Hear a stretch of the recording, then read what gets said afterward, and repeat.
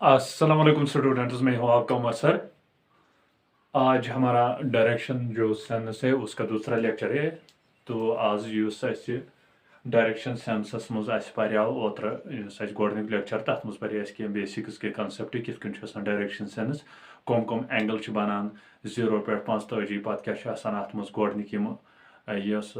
गोडनिक direction वुचान direction ये वुचान ये north east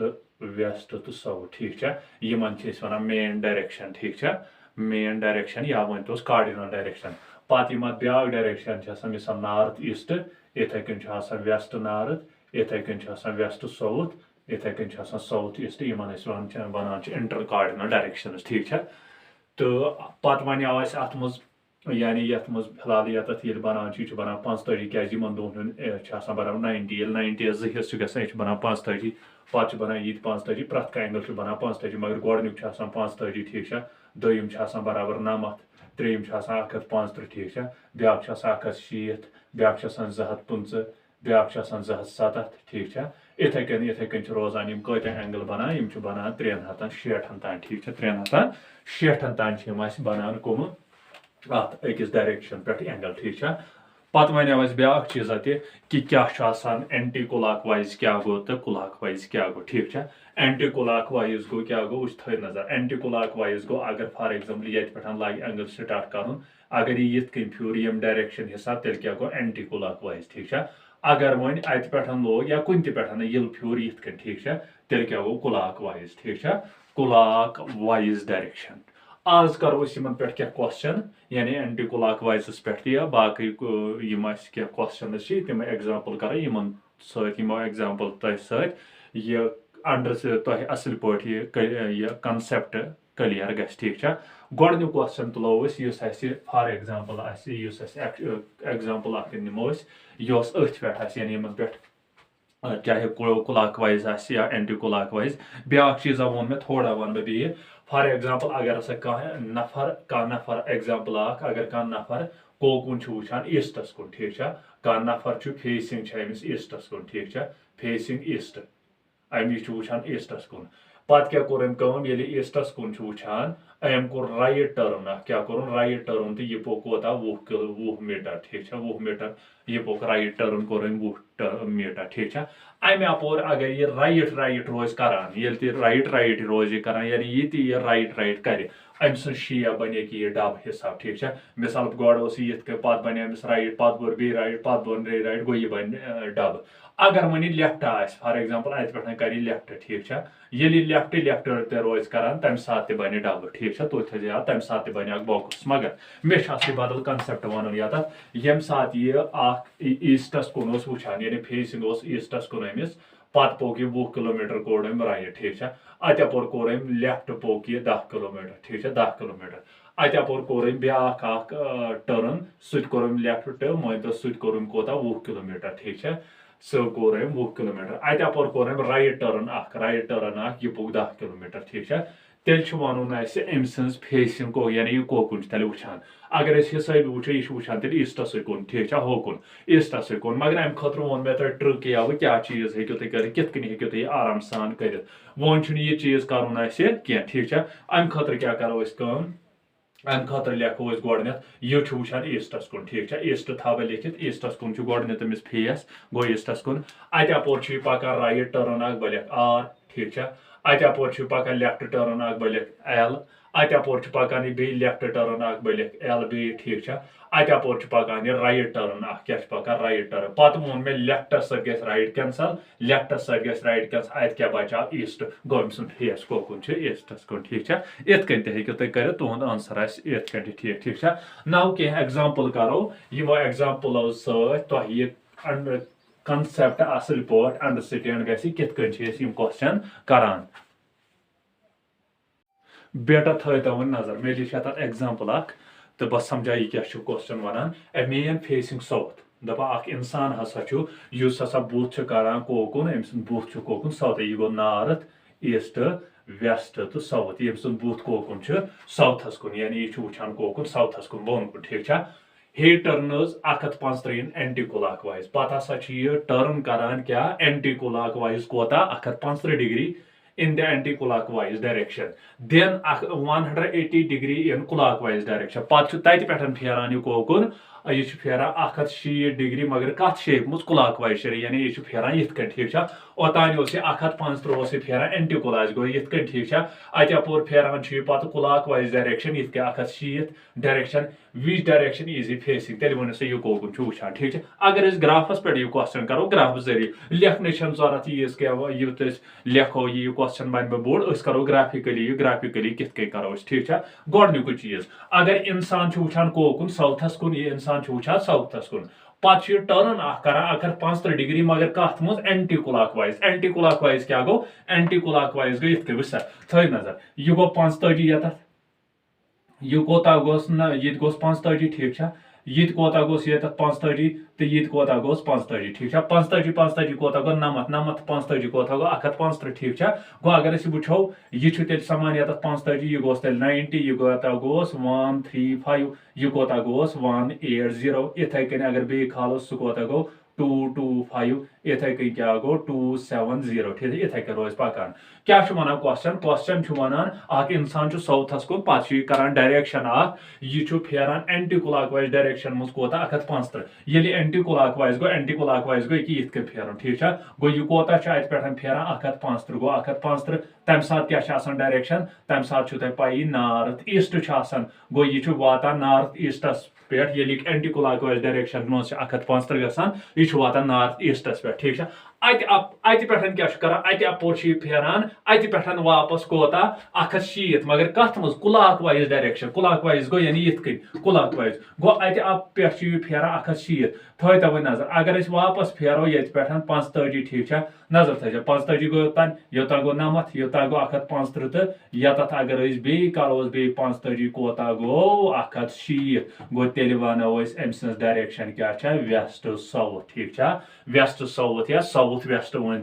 option number 4 सोन correct answer ठीक अमे आया तुम हेको तुम कर वन आव तुम ये समझ के तेल हाव अमे खुद ट्रिक ठीक नजर थो इंसान कोकुन वुचान यह वुचान साउथस कुन यह क्या साउथ आवा समझ यत लिख बह एंटी क्लॉकवाइज तो यत क्या लिख बह क्लॉकवाइज अम पत यह टर्न कर 135 मगर कत मज एंटी क्लॉकवाइज गो एंटी क्लॉकवाइजस मज कोता टर्न करान 135 ठीक अत अपोर पे ब्या टर्न निवान मगर कत मज क्लॉकवाइज डायरेक्शन मगर कोता पकान 160 कोता बचे 160 क्लॉकवाइज डायरेक्शन गो अत अपोर वो तेल वन यमिस कत अगर यमिस 135 यमिस 160 गो अम मतलब गो अगर यम चट 135 तो यम चट 135 कोता बचा तेल अत 45 गो बह वन तेल साउथ पे हसा मे क्लॉकवाइज डायरेक्शन पकुन कोता 45 नजर थो ये बह साउथ पे पक क्लॉकवाइज डायरेक्शन यह गो नॉर्थ ईस्ट वेस्ट साउथ ठीक यह गो वेस्ट साउथ ये बह वन पक अत बचा मे 45 नॉर्थ साउथ पे मे नीर क्लॉकवाइज डायरेक्शन कोता 45 साउथ अत अपोर मे नीर क्लॉकवाइज कित गो ये गो ये बह नीर अत अपोर क्लॉकवाइज 45 आव ये तम सात कौस डायरेक्शन वेस्ट साउथ इत कन तू तुम इस्तेमाल यानी क्वेश्चन सॉल्व कर ठीक ज्यादा लेंथ लिखने जरूरत क्या ये वुचान लेफ्ट राइट लेफ्ट सन कैंसल कर सेम क्या मज तुन एंटी क्लॉकवाइज कोता क्लॉकवाइज कोता पे वो कोता कोता ग कैंसल यीच पे डायरेक्शन रोज तूत पको ठीक so students pause the video to note it down next question one a man facing north west दपान इंसान हसा कोकुन फेस कर नॉर्थ वेस्ट यह गो नॉर्थ ईस्ट वेस्ट तो साउथ यह हसा फेस कर कोकुन नॉर्थ वेस्टस कुन मतलब गो योकुन यह कोता गोस वेस्ट साउथ यह कोता गोस साउथ ईस्ट तो यह कोता गोस नॉर्थ ईस्ट दपान इंसान हसा वुचान योकुन he turns 90 degree in anti clockwise direction अत अपोर नीरान क्लॉकवाइज डायरेक्शन कोता पकान 90 ठीक then 160 in anti clockwise direction पता हसा अत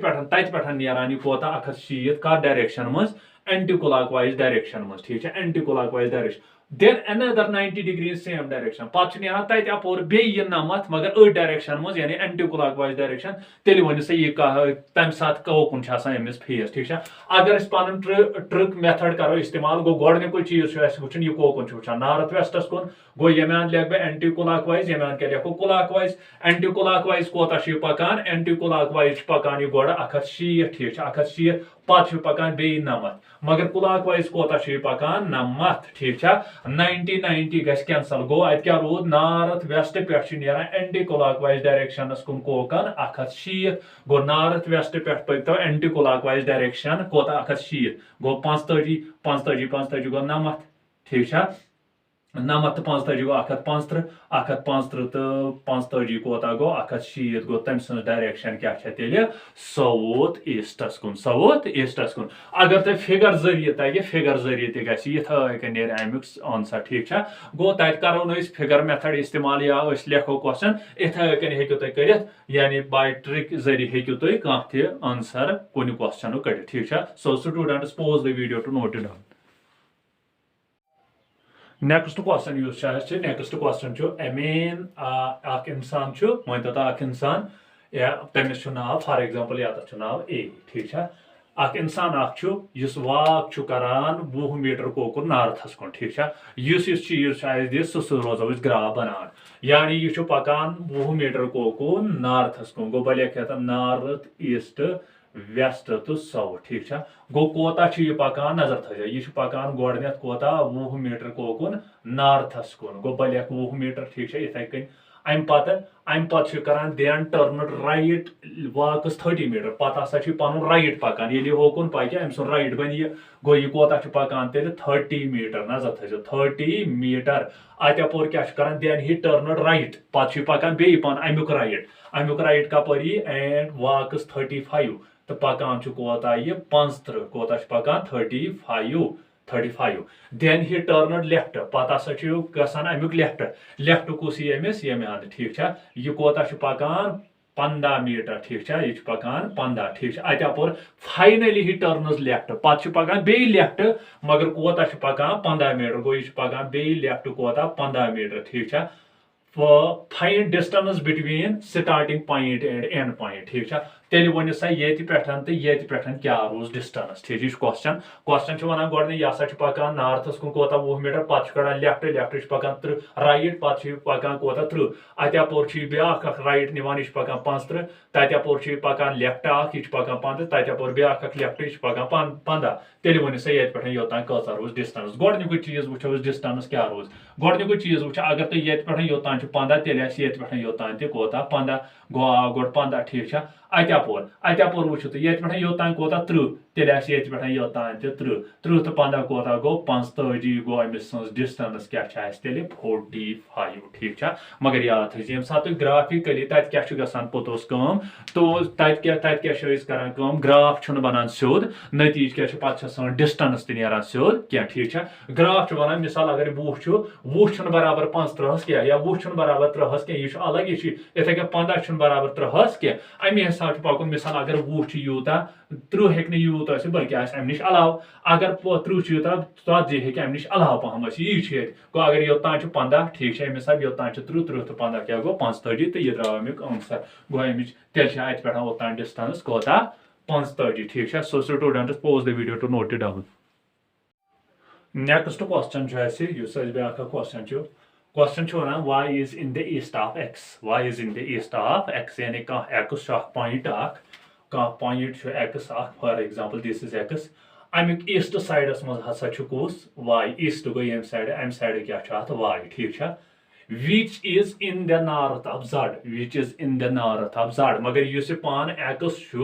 यह पान जडस नॉर्थ साइड कम साइड नॉर्थ हेरम साइड ठीक है गो यह पान का जडस नॉर्थ साइड मान तो यत जडस north side if P is in the south of Z मगर अगर पी पान कमुक साउथ जडुक साउथ गो अगर वो जडुक साउथ यम साइड बनम साइड गो जडुक साउथ क्या पी जडुक साउथ क्या पी